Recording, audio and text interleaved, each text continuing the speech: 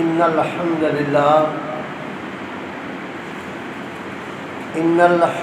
لله نحمده ونستعينه ونستغفره ونستهديه ونستنصره ونعوذ بالله من شرور أنفسنا ومن سيئات أعمالنا من يهده الله فلا مضل له ومن يضلله فلا هادي له وأشهد أن لا إله إلا الله وحده لا شريك له وأشهد أن محمدًا عبده ورسوله أما بعد فإن أحسن الحديث كتاب الله وخير الهدي هدي محمد وشر الأمور محدثاتها وكل محدثة بدعة وكل بدعة ضلالة وكل ضلالة في النار اللهم صل على محمد وعلى آل محمد كما صليت على إبراهيم وعلى آل إبراهيم إنك حميد مجيد اللهم بارك على محمد وعلى آل محمد كما باركت على إبراهيم وعلى آل إبراهيم إنك حميد مجيد أعوذ بالله من الشيطان الرجيم بسم الله الرحمن الرحيم وقالوا ما لهذا الرسول يأكل الطعام ويمشي في الأسواق لولا أنزل إليه ملك فيكون معه نذيرا أو يلقى إليه كنز أو تكون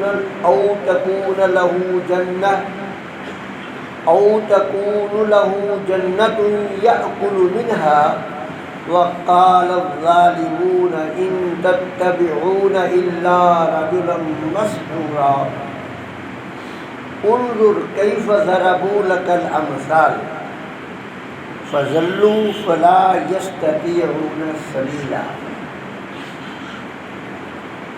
وقالوا ما لهذا الرسول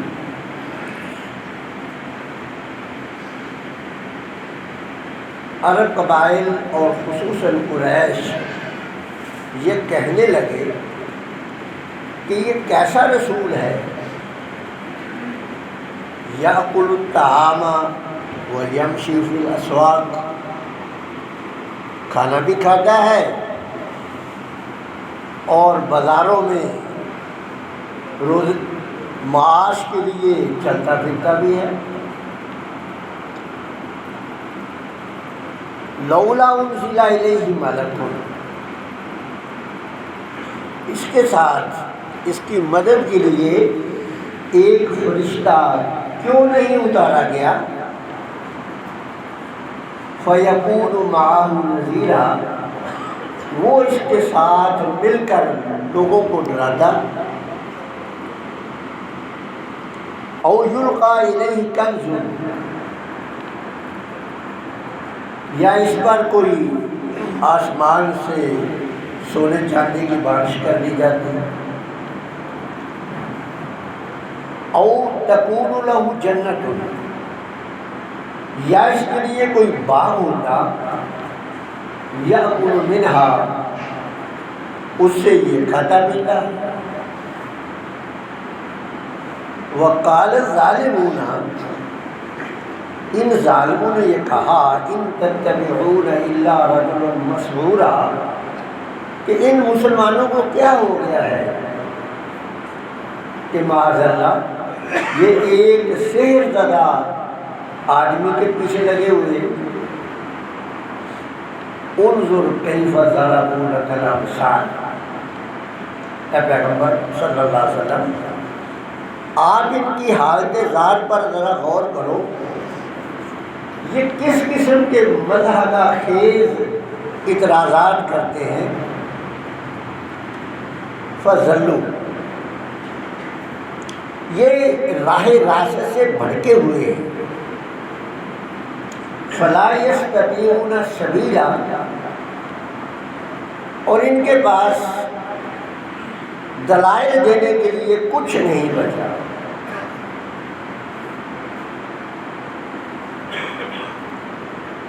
قریش ویسے تو نبی کریم صلی اللہ علیہ وسلم پر یہ الزام عائد کرتے تھے کہ ان کو کوئی یہودی یا عیسائی عالم سکھاتا ہے، حالانکہ خود ان کی اپنی حالت یہ تھی کہ یہودی اور عیسائی ان کو اعتراضات سکھاتے تھے، خود ان کو سکھاتے تھے کہ یہ اعتراض کرو، یہ اعتراض کرو. اور جب یہود و نصارہ اور قریش دلائل کی دنیا میں ناکام ہو گئے، نبی کریم صلی اللہ علیہ وسلم کے دلائل کا مقابلہ دلائل سے دینے میں ناکام ہو گئے، تو پھر انہوں نے نبی کریم صلی اللہ علیہ وسلم پر مضحکہ خیز اعتراضات شروع کر دیے، صدی نوعیت کے اعتراض شروع کر دیے. لیکن رسول رحمت صلی اللہ علیہ وسلم نے ان کے اس قسم کے اعتراض کا جواب اسی زبان میں نہیں دیا. یعنی ان کے اعتراضات مضحکہ خیز تھے، مگر رسول اللہ صلی اللہ علیہ وسلم نے ان کو ان کے مضحکہ خیز اعتراضات کا جواب مضحکہ خیز انداز میں نہیں دیا، دلائل کی روشنی میں دیا. اور آج بھی آپ دیکھ لیں کہ یہ جو باطل فرقے ہیں نا، یہ دلائل کی دنیا میں مقابلہ نہیں کر سکتے، یہ بھی مضحکہ خیز اعتراضات ہی کرتے ہیں. آپ نے یقیناً مشاہدہ کیا ہوگا کہ ذاکر نائک صاحب آئے، انہوں نے علمی دلائل سے باتیں کی، لیکن کہیں سے ان کا جواب علمی انداز میں آیا. چھوٹے چھوٹے ویڈیو کے کلپ مضحکہ خیز انداز کے اندر یہ کہتا ہے، یہ فلاں کہتا ہے. بھائی وہ تو ڈنگے کی چوٹ کہتا ہے، اس میں کون سی بات ہے؟ اب بات تو یہ نہ کہو کہ وہ یہ کہتا ہے، یہ کہتا ہے. چاہیے تو یہ تھا کہ ان کی باتوں کو دلائل کی روشنی میں رد کیا جائے. تو یہ جو باطل پرست لوگ ہیں نا، ان کا ہمیشہ سے وتیرہ یہی رہا ہے. لیکن اہل علم کی یہ شان نہیں ہے کہ مضحکہ خیز اعتراض کا جواب مضحکہ خیز انداز میں دیا جائے. یہ تو ہماری بدقسمتی آپ سمجھ لیں کہ پچھلی 2-3 دہائیوں سے ہمارے اندر بھی کچھ ایسے مبلغ اور واعظین جن کو آپ لوگ محبوب عوام کہتے ہیں، ایسے پیدا ہو گئے ہیں کہ جو مضحکہ خیز انداز میں جواب دیتے ہیں اور آپ ان کو محبوب عوام کہتے ہیں. حالانکہ ہمارا منہج یہ نہیں ہے کہ کسی کا جو اعتراض مضحکہ خیز ہے اسے اس کی زبان میں ہی جواب دیا جائے. یہ ہمارا منہج نہیں ہے. ہمارے لیے تو رسول اللہ کی سنت ہے. جس طرح رسول اللہ صلی اللہ علیہ وسلم نے دلائل کی دنیا میں بات کی، آج کے خطبے میں آپ سنیں گے انشاءاللہ۔ مجھے یاد ہے اچھی طرح، ہم کلیہ دارالقرآن میں پڑھا کرتے تھے، مولانا اسماعیل سلفی تھے یا حافظ اسماعیل رومنی تھے، مجھے یاد نہیں آ رہا اس وقت، ذہن سے نکل گیا۔ وہ لاہور میں کہہ دیا سرگوتے نہیں، ان کو بلایا گیا ایک تقریر کرنے کے لیے۔ ان سے پہلے ہی ہمارے بھائیوں نے اپنا ایک بڑا معروف عالم جو مزہ کا خیز تقریر کرتا تھا اس کو بلایا، اور اس نے ظاہر ہے جو کچھ کہنا تھا کہا۔ تو ہمارے بھائیوں نے بھی ان دونوں علماء میں سے، اب میرے ذہن سے نکل گیا کہ کون سے تھے، بلایا۔ انہوں نے جب تقریر کی تو تقریر انہوں نے علمی انداز میں کی۔ ان کو پہلے بتا دیا گیا کہ فلاں صاحب آئے تھے، وہ ایسا ایسا کہہ گئے ہیں۔ انہوں نے اپنے علمی انداز میں تقریر کی تو کسی نے درمیان سے رکا بھی دیا کہ حضرت جی وہ تو فلاں فلاں باتیں کہہ کر کے گئے اور آپ جو ہے علمی انداز میں باتیں کر رہے ہیں، جواب ان کا دے ان کی زبان میں۔ تو انہوں نے بڑی خوبصورت بات کی، انہوں نے کہا میرے بھائی اصل بات یہ ہے کہ ایک طرف ادھر کی بوتل ہے اور دوسری طرف گٹر ہے، گٹر کا ڈھکنا آپ اٹھائیں گے تو بدبو آئے گی، اور اگر ادھر کی بوتل کو کھولیں گے تو آپ کو خوشبو آئے گی۔ ان کے پاس جو کچھ تھا وہ انہوں نے بیان کر لیا اور میرے پاس جو کچھ تھا وہ میں بیان کر رہا۔ یہ اصل میں ہمارا منہج تھا۔ تو اب آپ یہ دیکھیں گے کیسے ان کے مزہ کا خیز اعتراضات ہیں کہ وہ کہنے لگے کہ اس رسول کو کیا ہو گیا، یہ تو کھاتا بھی ہے۔ حالانکہ یہ بات ان کو پہلے بتا دی گئی تھی کہ رسول تمہارے لیے ہم نے ایک نمونہ بنا کر بھیجا ہے، رسول ہم نے تمہاری طرف ایک نمونہ بنا کر بھیجا ہے۔ تو ظاہر ہے کہ نمونہ وہ ہو سکتا ہے جس کے بشری تقاضے وہی ہو جو میرے ہیں اور آپ کے ہیں، اور اگر اس کے وہ تقاضے ہی نہیں ہیں پھر وہ ہمارے لیے نمونہ کیسے ہو سکتا ہے؟ اب گرمی کا موسم ہے اور گرمی کے موسم میں دوپہر میں کام کرنا ہے آپ نے اور روزہ بھی رکھنا ہے۔ گرمی کا موسم ہے، دوپہر میں کام کرنا ہے اور روزہ بھی رکھنا ہے۔ اگر کسی فرشتے سے کہا جائے بھئی آپ نے گرمی کے موسم میں کام بھی کرنا اور روزہ بھی رکھنا، وہ تو رکھے گا، وہ تو خوشی سے روزہ بھی رکھے گا اور کام بھی کرے گا، اس لیے تو اس کو تو تقاضا ہی نہیں ہے کھانے پینے کا، اس کو تو بھوک لگتی ہی نہیں ہے، وہ تو تھکتا ہی نہیں ہے۔ اب وہ ہمارے لیے ماڈل یا نمونہ کیسے ہو سکتا ہے؟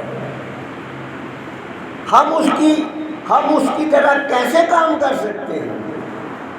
ہمارے لیے تو نمونہ وہ ہونا چاہیے جس کے تقاضے ہماری طرح کے ہوں، کہ وہ کھائے بھی، وہ پیے بھی، اس کو بھوک بھی لگے، اس کو گرمی بھی لگے، اس کو پیاس بھی لگے، اس کو پسینہ بھی آئے،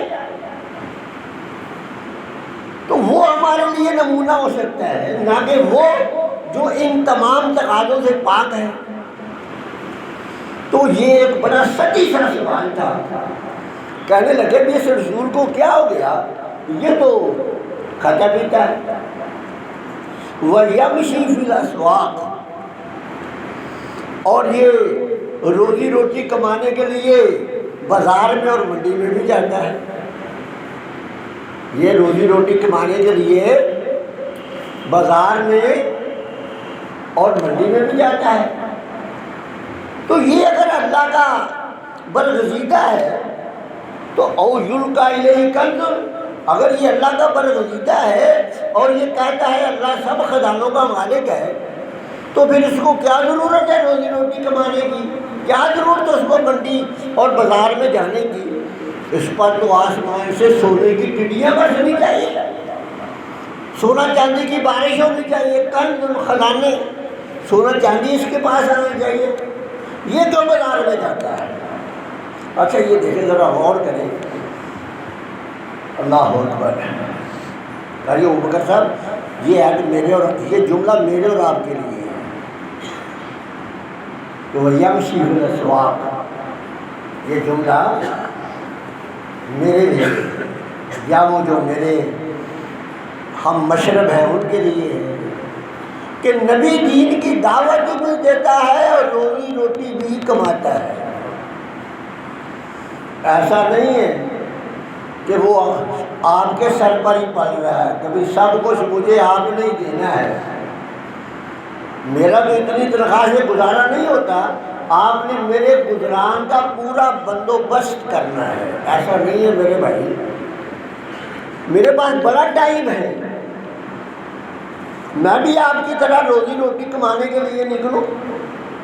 تیرے جو مجھ پر پابندی ہے کہ میں نے آنا ہے، آپ پر پابندی نہیں ہے، تو میں اس پابندی کا معقول معاوضہ لے لوں، لیکن مجھے روزی روٹی کے لیے باہر نکلنا چاہیے۔ یہ رسول کی سنت ہے کہ وہ دین کی دعوت بھی دیتا ہے اور روزی روٹی کے لیے بازار میں نکل کر کام بھی کرتا ہے۔ لیکن میرے بھائی ہمیں کیا ضرورت ہے؟ ہم تو 50,000 ہزار اور لاکھ روپیہ ایک جمعے کا لیتے ہیں، ہمیں کیا ضرورت ہے روزی روٹی کی؟ روزی روٹی تو ہمارے پیچھے لگی ہوئی ہے۔ پھر منتیں الگ ہیں، پھر منتیں ہماری الگ ہیں، اور اس کے بدلے میں ہم آپ کو سناتے کیا ہیں؟ اس کے بدلے میں ہم آپ کو سناتے ہیں مزہ کا خیز گفتگو، ان کی زبان میں جو غیروں نے ہمارے لیے استعمال کی ہے، انہی کی زبان میں ہم آپ کو ان کا جواب سناتے ہیں، اور میں اور آپ سننے والے بڑے خوش ہوتے ہیں۔ حضرت علامہ صاحب نے شیر دل قائد نے تو جناب کمال ہی کر دیا، آج دل ہی ٹھنڈے کر دیا۔ تو میرے بھائیوں، رسول اللہ صلی اللہ علیہ وسلم کی زندگی پر غور کرو۔ آپ خاموش ہیں، لولا انزل الیہ ملک، کہنے لگے کوئی اس کے ساتھ فرشتہ کیوں نہیں اللہ نے بھیج دیا؟ جب یہ کہتا ہے کہ اللہ کے پاس اربوں کی تعداد میں، کروڑوں اربوں کی تعداد میں فرشتے ہیں، تو ایک اس کے ساتھ بھی بھیج دیتا۔ وہ فرشتہ کیا کرتا؟ فَيَكُونَ مَعَهُ نَذِيرًا، وہ فرشتہ بھی اس کے ساتھ ساتھ ہوتا۔ جب یہ دین کی دعوت دیتا تو وہ بھی کھڑا ہو جاتا کہ ہاں یہ ٹھیک ہے جو کہہ رہا ہے۔ اللہ اکبر۔ اللہ رب العزت فرماتے ہیں کہ پھر وہ ظالم یہ کہتے ہیں او یلقی الیہ کنز، اس پر خزانہ کیوں نہیں اتارا گیا، کیوں نہیں ڈالا گیا؟ او تکون لہ جنت، او تکون لہ جنت، یا اس کے پاس جو ہے نا وہ باغ کیوں نہیں ہے، یاکل منہا، وہ اس سے کھاتا۔ یہ ساری چیزیں ایک مزہ کا خیز ہے۔ اسی کو رب الجلال نے ایک دوسری جگہ پر سورہ بنی اسرائیل میں ذرا قدر تفصیل سے بیان کیا ہے، جب اللہ کے رسول صلی اللہ علیہ وسلم نے ان کا علمی جواب دیا، ان سے یہ کہا کہ ٹھیک ہے، اگر تم اس قرآن کو تم یہ کہتے ہو کہ یہ قرآن پہلے لوگوں کی قصے کہانیاں ہیں، تو پھر تم ایسا کرو کہ سارے مل کر جو ہے نا اس قرآن کی طرح کی ایک صورت یا ایک بنا کر جو ہے وہ دکھا دو، سارے جن مل جاؤ، سارے انسان مل جاؤ، اور اس طرح کا جو ہے نا وہ قرآن لا کر کے دکھاؤ۔ تو پھر کیا کہنے لگے؟ یہ تو نہ کر سکے نا۔ اس کے جواب میں بھی یہی مزدہ خیز جو ہے اعتراضات ہیں، کہنے لگے وَقَالُوا لَن نُؤْمِنَ لَكَ، کہنے لگے کہ یہ جو تم دلیلیں دیتے ہو نا ہمیں، علمی دلائل جو تم دیتے ہو نا یہ نہیں ہم مانتے، ہم تو یہ کہتے ہیں کہ تم ایسا کرو حتیٰ تہجر لنا من الارض ينبوعا۔ اب یہ جو اعتراضات تھے نا یہ عوامی تھے، لوگ کہتے ہیں کہ عوامی تقریر کرو، یہ ایک عوامی اعتراض تھا۔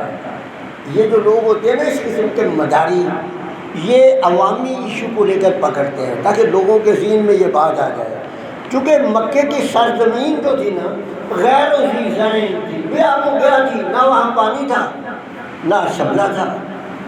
تو کہنے لگے کہ ایسا ہو، آپ ایسا کریں ہم آپ کو نبی مان لیں گے، آپ ایسا کریں یہ جو ہماری پتھریلی زمین ہے نا اس سے چشمے نکال کر دکھائیں۔ اللہ اکبر۔ او تکون لک جنۃ من نخیل وعنب، یا ایسا کریں کہ اس سرزمین میں سبزہ نہیں ہوتا، آپ جو ہے یا کھجوروں اور انگوروں کے باغات جہاں موجودہ دکھائیں کہ زمین سے کھجوروں اور انگوروں کے باغ نکلے۔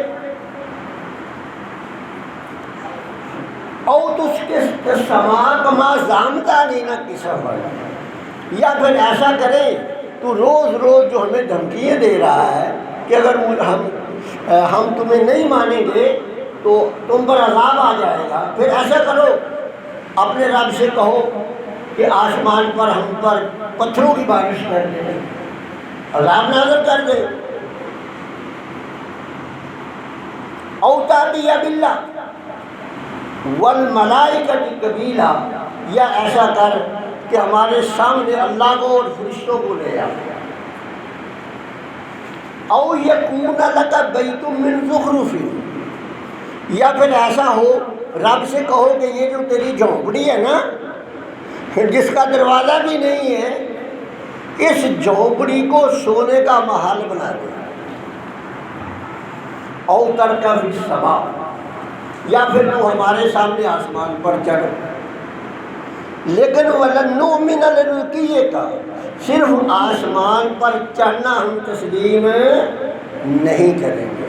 اس کا مطلب یہ ہے کہ ان کا یہ اعتراض جو تھا نا کہ وَلَن نُؤْمِنَ لِرُقِيِّكَ، یہ واقعہ معراج کے بعد کا ہے، چونکہ رسول اللہ صلی اللہ علیہ وسلم نے واقعہ معراج میں تو یہ بتا دیا تھا کہ میں نے آسمان کی سیر کی ہے، تو اس لیے انہوں نے کہا کہ صرف آسمان پر چڑھنا ہم تسلیم نہیں کریں گے۔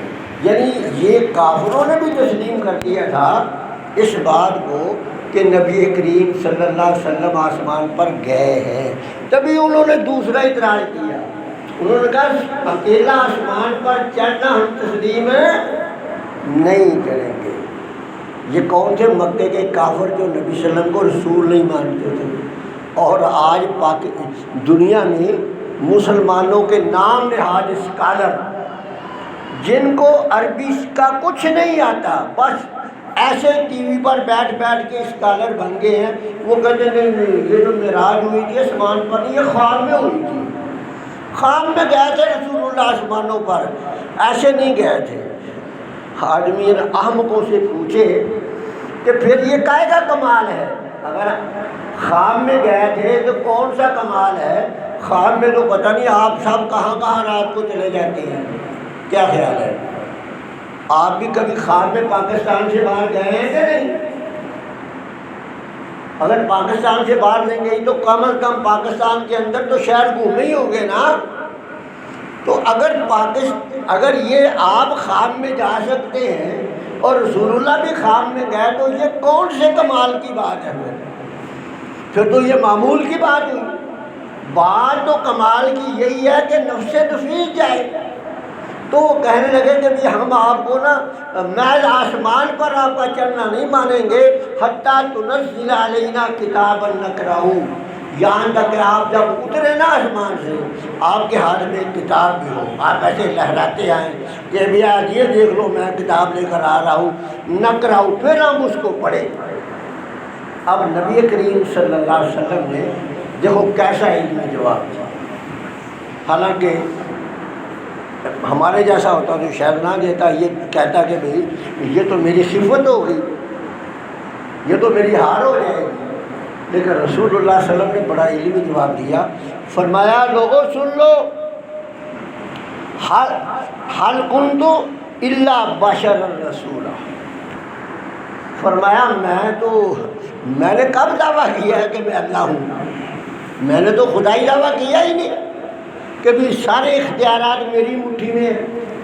میں چاہوں تو خزانے لٹا دوں، چاہوں تو بارشیں برسا دوں، چاہوں تو آسمان پر چلا جاؤں، چاہوں تو زمین سے پانی کے چشمے نکال دوں. میں نے تو یہ دعویٰ کیا ہی نہیں. میں تو دعویٰ پہلے بھی یہی کرتا تھا اور آج بھی میرا یہی دعویٰ ہے کہ میں انسان ہوں، بشر ہوں. اب آخری بات کہہ کے جو ہے نا ختم کرنے لگا ہوں کہ اس آیت نے نا نور اور بشر کا مسئلہ بھی بڑی حد تک حل کیا ہے. یعنی اللہ کا جو رسول ہے نا، ذرا آپ اس کو غور سے سنیں، اس میں سارے بشری تقاضے موجود ہوتے ہیں. جتنے بھی بشری تقاضے ہیں نا وہ اللہ کے رسول میں بھی موجود ہوتے ہیں. تبھی تو وہ ہمارے لیے ایک ماڈل اور نمونہ ہے. اور اگر بشری تقاضے نہ ہوتے تو پھر ہمارے لیے نمونہ نہیں تھے. لیکن بشری تقاضوں کے ساتھ ساتھ رسول جو ہے وحی کا پابند ہوتا ہے اور وہی رسول کی تطہیر کر دیتی ہے. وہ بشری تقاضوں کو پورا کر کے کمالات حاصل کر دیتا ہے، جبکہ ہم اس میں ناکام رہتے ہیں. تو اللہ کا رسول بشری تقاضے ہوتے ہیں، لیکن چونکہ وہ وحی کی مکمل پابندی کرتا ہے اور مکمل پابندی کر کے وہ درجات اولیٰ تک پہنچ جاتا ہے، اور اسی لیے اللہ اس کو رسول بناتا ہے. یعنی ہم میں اور اللہ کے رسول میں جو بنیادی فرق ہے وہ بشری تقاضوں کا نہیں ہے. بنیادی فرق یہ ہے کہ اس کے اندر یہ صلاحیت ہوتی ہے کہ جو اللہ کہے وہ کرے. اس بنا پر اللہ رب العزت جو ہے اسے رسول بناتا ہے. اور یہ میری بات یاد رکھ لے کہ رسول کوئی بھی بندہ محنت و مشقت کر کے، عبادت و ریاضت کر کے رسالت کا منصب حاصل نہیں کر سکتا. یہ فطری ہے، جس کے اندر رب نے ودیت رکھی ہے یہ وہی پورے کرتا ہے. ورنہ آپ کسی کی زندگی اٹھا کر دیکھ لو، سوائے انبیاء کے آپ کسی بھی زندگی اٹھا کر دیکھ لو، کسی کا بچپن داغدار ہے، کسی کی جوانی داغدار ہے، بھلے وہ کتنا بھی نیک کیوں نہیں، اور کسی کا کچھ داغدار ہے، کسی کی رات داغدار ہے، کسی کا دن داغدار ہے. اللہ سے دعا ہے کہ ہمیں توفیق دے. واخر دعوانا الحمدللہ.